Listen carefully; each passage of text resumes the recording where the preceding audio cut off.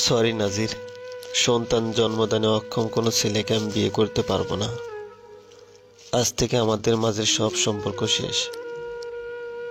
গম্ভীর মুখে কঠিন স্বরে বললাম আমি। কোনো উত্তর দিল না নাজির। বিবশ নয়নে চেয়ে রইল শুধু। বুকের মাঝে ছ্যাদ করে উঠল আমার।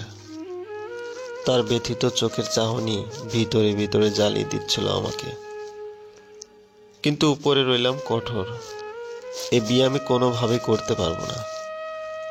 নাজিরকে আরো অবাক করে দিয়ে বললাম, ওভাবে তাকিয়ে থাকার কিছু নেই। আমি বন্দা হলে যেখানে তুমিও এই কাজই করতে, সেখানে মেয়ে বলে কি সব মেনে নিব নাকি? আমাদের মেয়েদেরও মন আছে।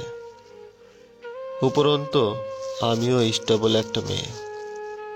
আমার জীবনে অক্ষম কোনো ছেলের জায়গা নেই। তোমার জিনিস তুমি নিয়ে যাও, আর নিজের মতো ভালো থেকো। আজ আমাদের 9 বছরের ভালোবাসার ইতি হলো। এঙ্গেজমেন্টের রিংটা নাজিরের হাতে পুড়ে তাকে কোনো কথা বলার সুযোগ না দিয়ে হসপিটাল থেকে হন হন করে বেরিয়ে এলাম। বুকের ভিতর জ্বলছে খুব। কষ্টগুলো দলা পাকিয়ে বেরিয়ে আসতে চাইছে। সারা রাস্তা কোনো মতে নিজেকে সংবরণ করে বাড়ি ফিরলাম। ক্লান্ত শরীরে ওয়াশরুমের শাওয়ার ছেড়ে দিলাম। বৃষ্টির মতো ঝিরিঝিরি আওয়াজ তুলছে মুক্তভাবে পড়ন্ত পানির ধারা। তার সাথে সমান তাল মিলিয়ে প্রবাহিত হচ্ছে আমার চোখের অশ্রু। আমি নাজিরকে ভালোবাসি ইন্টার লাইফ থেকে। তখন থেকে আমাদের প্রণয় শুরু। নাজির ঢাকা মেডিকেলে ভর্তি হয় ইন্টারমিডিয়েট শেষে। তখন থেকে পড়াশোনার খাতিরে যোগাযোগ ছিল খুব কম, কিন্তু মনের টানের কমতি ছিল না কোনো অংশে। ব্যস্ত সময়ের মাঝের যেই একটু সময় আমাকে দিত, তাই অপেক্ষায় ক্লান্ত হৃদয়ে প্রশান্ত ঝড় তুলতে যথেষ্ট ছিল। তারপর আবার শুরু হতো অপেক্ষার প্রহর গোনার। এভাবেই পার হয়ে 8টি বছর। আমি গ্র্যাজুয়েশন কমপ্লিট করেছি, 3 বছর হবে। শিক্ষা ক্যাডার হিসেবে একটা সরকারি কলেজে জয়েন্টও করেছি। নাজিরেরও FCPS শেষ, যদিও সে অনেক আগেই বিয়ে করতে চেয়েছিল, কিন্তু আমার জব হওয়ার আগে সংসারে পদার্পণ করতে রাজি ছিলাম না আমি। করিয়ে রাখা হয় শুধু এঙ্গেজমেন্ট। অবশেষে এত প্রতীক্ষার পর যখন মিলন হবে ভেবেছিলাম, তখনই বিচ্ছেদ হলো দুজনেরই। নাজিরের অনুরোধে বিয়ের আগে আজ থ্যালাসেমিয়া সহ বিভিন্ন টেস্ট করতে গিয়েছিলাম নাজিরের পরিচিত এক গাইনি ডাক্তারের কাছে।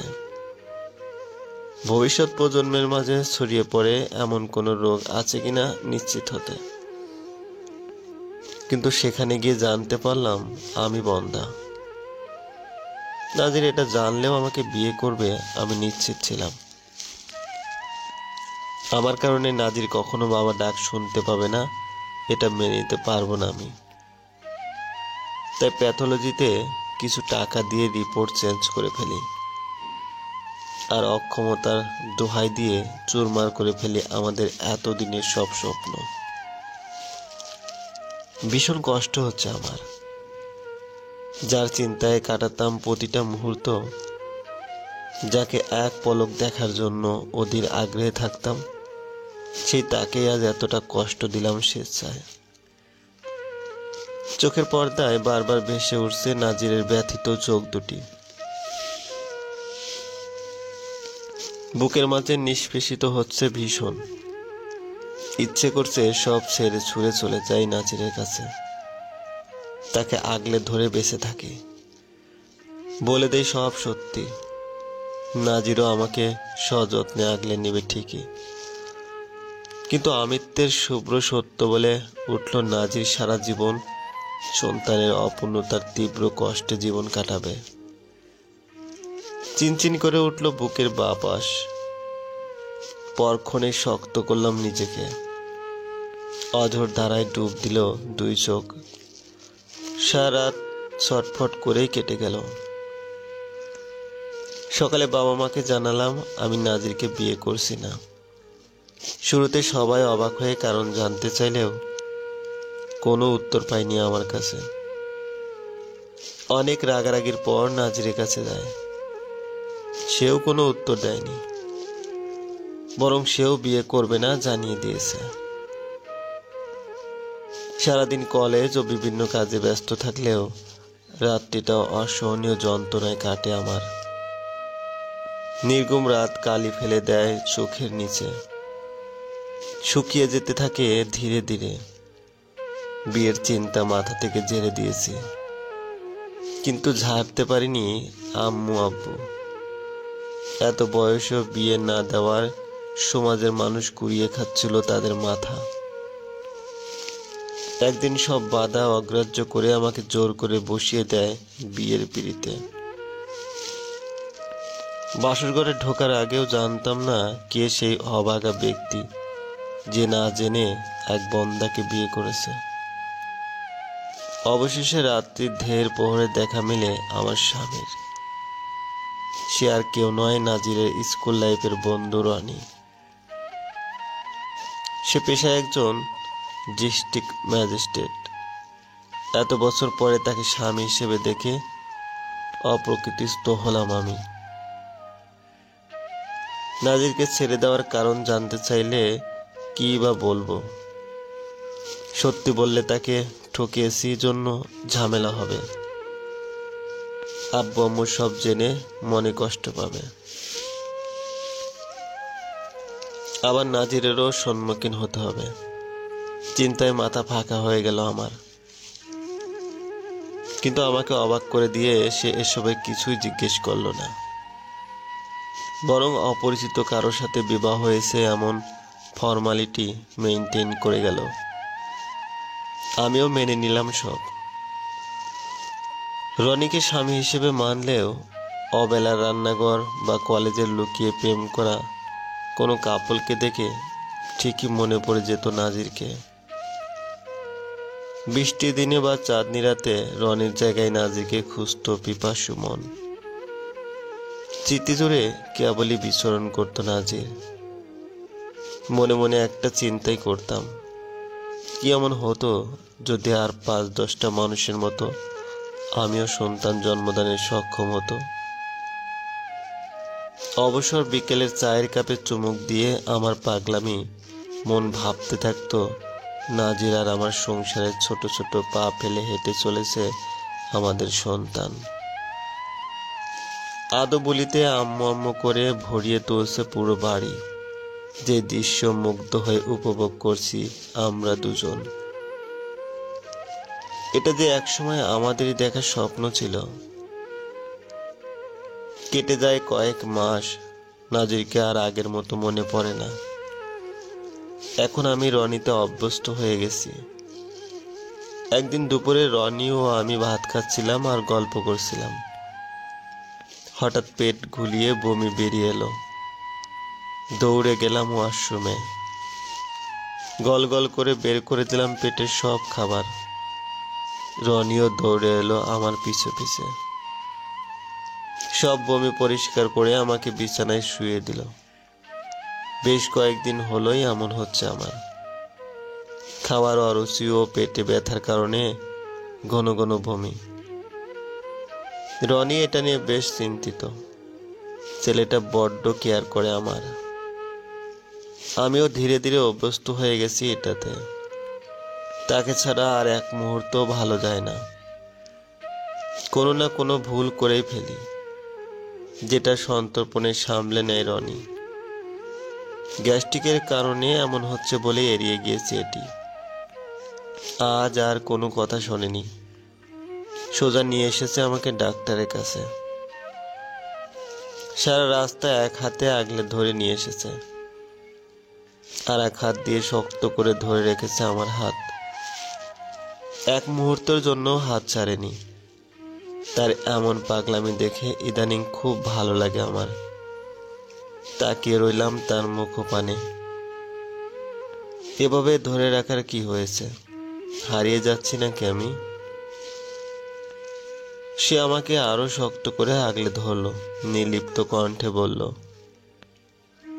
এতদিন একপাক্ষিক ভালোবাসার পরে অবশেষে তোমার মন পেয়েছি।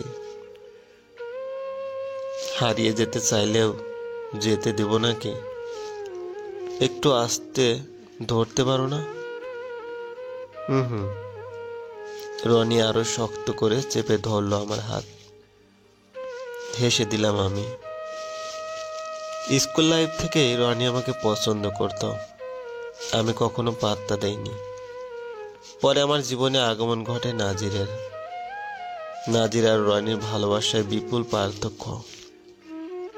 এখন নাজির হলে নিশ্চয়ই ছেড়ে দিত আমার হাত, ব্যাকুল হয়ে বলতো, ব্যথা পেয়েছো? নাজির একরকম আর রনি অন্যরকম। দুইজন ভাবেই তাদের ভালোবাসা দিয়ে গেছে আমাকে। আমিও দু হাত ভরে লুটিয়ে নিয়েছি নাজিরকে যতটা ভালোবাসতাম আমি। রনিকে তার চেয়েও কয়েক গুণ বেশি ভালোবেসে ফেলেছি। হয়তো আল্লাহ প্রদত্ত পবিত্র ভালোবাসা এটা। কংগ্রেচুলেশনস, আপনি মা হতে চলেছেন। ডাক্তারের কথায় সম্বিত ফিরে আমার, সাথে বিস্মিত হই মাত্রাতিরিক্ত। আমি তো বন্ধ্যা, তাহলে কিভাবে সম্ভব? আপনি ঠিক বলেছেন তো? জি মিসেস আর্মিন, আপনার গর্ভে 6 সপ্তাহের ফিটাস। আল্ট্রাসাউন্ডের রিপোর্টও স্পষ্ট বলে দিচ্ছে আমার অনাগত সন্তানের কথা। মনের আনাচে কানাচে পূর্ণ হলো অনাবিল আনন্দে। কিছু নিয়মাবলী দিয়ে আমাদের বিদায় দিলেন ডাক্তার। মা হওয়ার খুশিতে আমিও আত্মহারা। রনি তার যন্ত্র বাড়িয়ে দিল কয়েক গুণ। দেখতে দেখতে কেটে গেল 9 মাস। হাসপাতালে একটা কেবিনে শুয়ে আছি আমি। রনি গেছে সবাইকে মিষ্টি বিলাবে বলে কিনতে। আমার পাশে ঘুমন্ত আমার সদ্য প্রসূত ফুটফুটে মেয়ে। প্রথম সন্তান মেয়ে, বাচ্চা হওয়ায় বুকের মাঝে ছ্যাদ করে উঠল আমার। এতদিন পর আবারও নাজিরকে মনে পড়ল। সে সবসময় বলতো আমাদের প্রথমে কন্যা সন্তান হবে। ম্যাম, একজন এই গিফট বক্স আপনাকে দিয়েছে। নার্সের কণ্ঠে ফিরে তাকালাম সেদিকে। তাকে দিয়েই আনপ্যাক করালাম সেটি। নার্স জানালো ভিতরে কিছু বাচ্চাদের কাপড়, খেলনা সহ প্রয়োজনীয় সবকিছু রয়েছে, সাথে একটা চিরকুট বিদ্যমান। সেখান থেকে চিরকুটটি হাতে নিলাম আমি। নাজিরের দেওয়া গোটা গোটা অক্ষরে লেখা, অভিনন্দন মা হওয়ার জন্য। সেদিন টাকা দিয়ে যেই মিথ্যা রিপোর্ট করিয়েছিলে সেই রিপোর্ট সত্যি ছিল। আমি যখন বুঝতে পেরেছি কখনো বাবা হতে পারবো না, তখন তোমাকে মেহেরাপুর ক্লিনিকে নিয়ে আসি। ওরা তোমাকে বন্ধ্যা বলবে, এটা আগে থেকেই ঠিক করা ছিল। তোমাকে বন্ধ্যা অপবাদ দিয়ে মুক্ত করতে চেয়েছিলাম। মুক্ত তুমি ঠিকই হলে, একটু ভিন্নভাবে। তোমার মুখে আজকের এই তৃপ্তির হাসি দেখতেই রনির হাতে তোমাকে তুলে দেই। ও তোমাকে ভালো রাখবে জানতাম। তোমাদের সংসারের সুখ আমাকেও মানসিক সুখ দিয়েছে। এই সুখ নিয়েই আমৃত্যু কাটিয়ে দিব। এভাবে ভালো থেকো সারা জীবন। আমার তরফ থেকে তোমার বেবির জন্য অতি নগণ্য কিছু উপহার। চিরকুট পরে সাময়িক দম বন্ধ হয়েছিল আমার। বুকের মাঝে আবারও চিনচিন ব্যথা অনুভূত হয়। নিঃস্বার্থ ত্যাগ করে ছেড়ে দিয়েছিলাম নাজিরকে। সে আরেকটা বিয়ে করে সুখে থাকবে এই আশায়, কিন্তু সে আজও আমাকে আগলে বেঁচে আছে। বিয়ে করেনি পর্যন্ত। সন্তান লাভের সুখ দিতে চেয়েছিলাম তাকে, সুকৌশলে সেই সুখটা আমাকেই দিয়ে দিল। কি নিগুড় ভালোবাসা তার! এখন আশ্চর্যজনকভাবে আমি স্বামী সংসার নিয়ে ভুলে গেছি নাজিরকে, অথচ তার মতো করেই ভালোবেসেছিলাম আমিও।